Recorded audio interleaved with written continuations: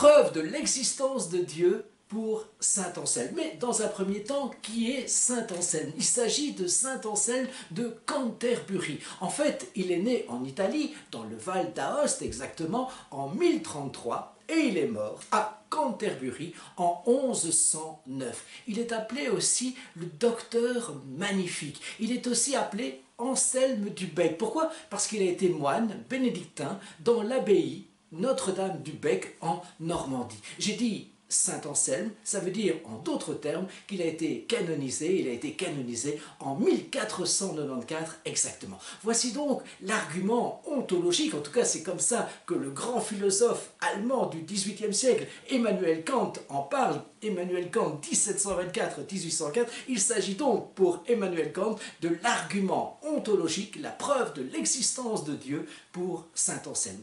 Et cet argument peut se résumer sous la forme d'un syllogisme. Souvenez-vous, majeur, mineur, conclusion. Majeur et mineur constituant les prémices du syllogisme. Majeur, Dieu est un être tel que je ne puis pas m'en représenter de plus grand. Or, pour être le plus grand, il doit exister non seulement dans ma pensée, dans mon intelligence, mais aussi dans la réalité. Donc, Dieu existe à la fois dans ma pensée, mais aussi dans la réalité. En fait, je sens bien que cette preuve de l'existence de Dieu ne vous convainc pas tout à fait. Et c'est vrai que cet argument a au moins deux faiblesses. La majeure, Dieu est un être tel que je ne puis pas m'en représenter de plus grand. Or, Dieu, précisément, est l'irreprésentable par excellence. Je ne parviendrai jamais à me représenter Dieu.